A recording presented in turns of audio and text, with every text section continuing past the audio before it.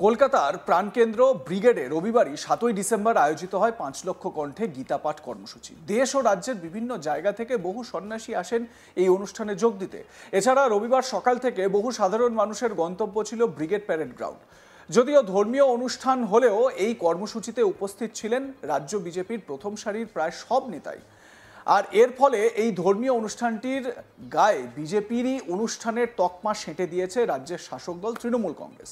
এই গীতা পাঠের অনুষ্ঠান ঘিরে প্রতিক্রিয়া জানিয়েছেন তৃণমূলের প্রথম সারির এক নেতা। তিনি বলেন, বিজেপির সংস্কৃত জ্ঞান বলতে এক লাইন, ওই নর নরৌ নরা, বিজেপির কাজ হারা। তিনি বলেন, যারা গিয়েছে তাদের যদি জিজ্ঞাসা করেন গীতায় কটা অধ্যায় রয়েছে, কটা শ্লোক, এদের ধারে কাছে নেই। রাজনৈতিকভাবে মানুষকে বিভ্রান্ত করার জন্য, হিন্দু ধর্মাবলম্বী কিছু মানুষের আবেগকে বিপথে চালনা করার জন্য গীতা নিয়ে তারা রাজনীতি করতে গিয়েছেন। গীতা প্রণাম করার মতো আর ওদের রাজনৈতিক কর্মসূচি প্রত্যাখ্যান করার মতো। তিনি বলেন, গোটা অনুষ্ঠানটি বিজেপির রাজনৈতিক কর্মসূচিতে পরিণত হয়েছে। এটা যে হবে সেটা আমরা আগেই বলেছিলাম। যে তৃণমূল নেতার কথা আমরা বলছি তিনি কুণাল ঘোষ। তার মতে গীতাকে ভালোবাসা মানে বিজেপিকে ভালোবাসা নয়। তো কুণাল ঘোষ খোঁচা দিয়ে তৃণমূলের তরফ থেকে তিনি এই প্রসঙ্গে কি বক্তব্য রেখেছেন একবার শোনাই আপনাদের। যে কজন গেছে সংস্কৃত পড়েছে, যে কজন গেছে সংস্কৃত পড়েছে, ওদের কাছে তো সংস্কৃত, বিজেপির জন্য একটাই সংস্কৃতের একটা বাক্য আছে, নর নরৌ নরঃ, বিজেপির কাজ হারা। এর বাইরে সংস্কৃতের তার পরের ধাপ পর্যন্ত বিজেপির লোকেদের অর্ধেকের তাদের মাথায় নেই।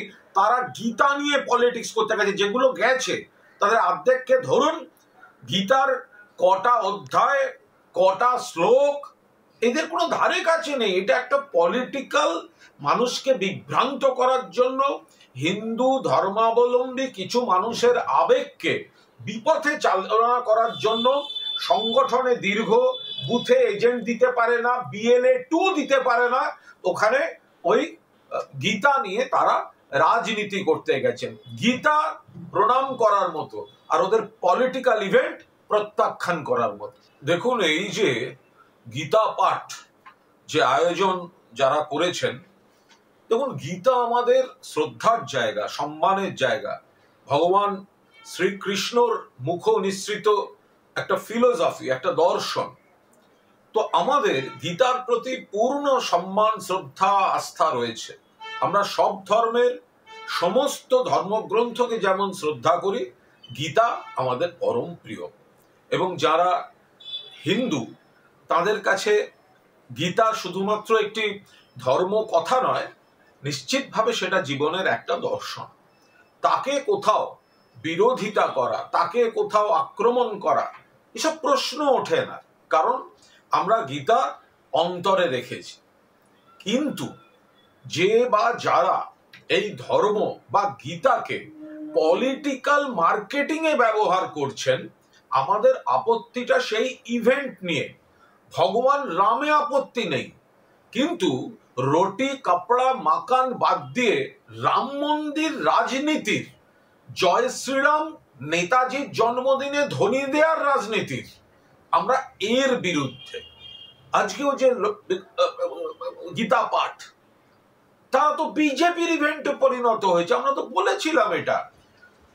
ওই যিনি কি একটা অভিযোগে অভিযুক্ত একটা সোকল্ড মহারাজ, তার সঙ্গে তো সব বিজেপি নেতাদের দেখা গেল।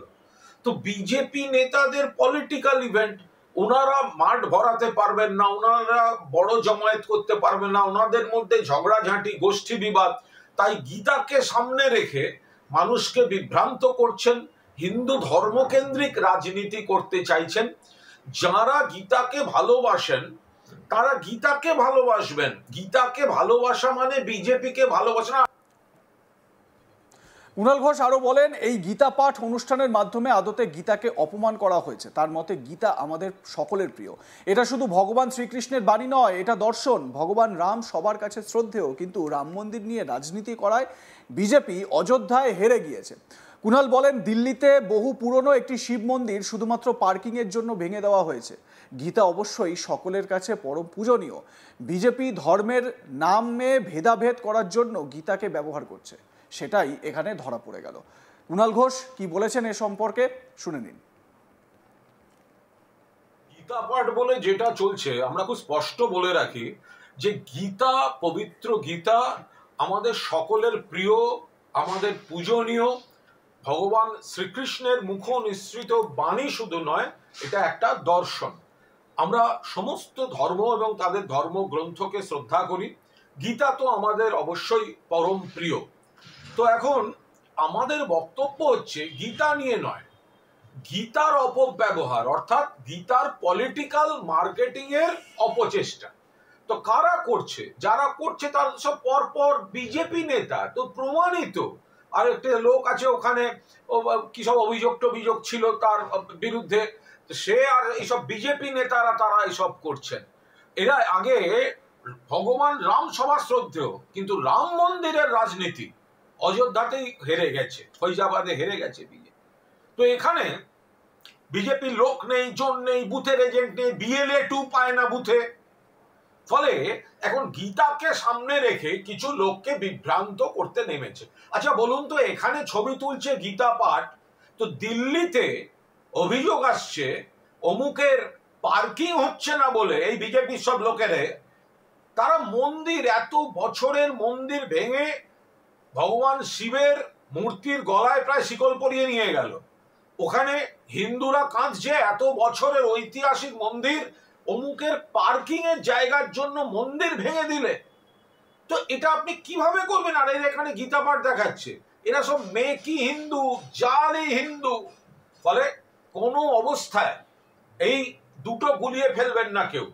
গীতা অবশ্যই আমাদের সকলের পরম পূজনীয় ভগবান শ্রীকৃষ্ণ। আর অন্যদিকে এই যারা গীতা পাঠের নামে তারা গীতা পড়েনি, গীতার শ্লোক কটা জানে না, শ্লোকের মানে জানে না, সংস্কৃত বোঝে না, এরা এই ব্যক্তিরা শুধুমাত্র নিজেদের রাজনৈতিক রুটি কাপড়া আর মাকান মানুষকে দিতে পারছে না, বাংলাকে অপমান করছে, এই জায়গা থেকে ধর্মের নামে ভেদাভেদি, ধর্মের নামে একটা পোলারাইজেশন, সেই চেষ্টায় এই গীতাকে অপব্যবহার করছে। তো সেটাই এখানে ধরা পড়ছে। কুণাল ঘোষের এই বক্তব্য থেকে এটা স্পষ্ট, সনাতনী সংস্কৃতি সংসদের দ্বারা আয়োজিত যেই গীতা পাঠ, 5 লক্ষ কণ্ঠে গীতা পাঠের যে অনুষ্ঠান, যার অন্যতম আয়োজক কার্তিক মহারাজ, তার সঙ্গে রাজনৈতিক যোগাযোগ স্পষ্ট, বিজেপির নেতাদের যোগাযোগ স্পষ্ট। এই বিষয়টিকে কেন্দ্র করে তিনি এটিকে, এই গীতা পাঠের অনুষ্ঠানকে পুরোপুরি রাজনৈতিক কর্মসূচি বলে অভিহিত করার চেষ্টা করলেন। অন্যদিকে এই গীতা পাঠের কর্মসূচিতেই দক্ষিণ 24 পরগনা থেকে এক মুসলিম মহিলা উপস্থিত হন। তিনি তার ভাষায় মমতা বন্দ্যোপাধ্যায় থেকে শুরু করে ফিরহাদ হাকিম, হুমায়ুন কবির সবাইকে তার তীক্ষ্ণ বাণে বিদ্ধে ছাড়েননি। লাইক, কমেন্ট, শেয়ার করতে ভুলবেন না। দেখতে থাকুন আজ তাক বাংলা। সাবস্ক্রাইব করুন আমাদের ইউটিউব চ্যানেলটি, বেল আইকন প্রেস করুন নোটিফিকেশন পেতে।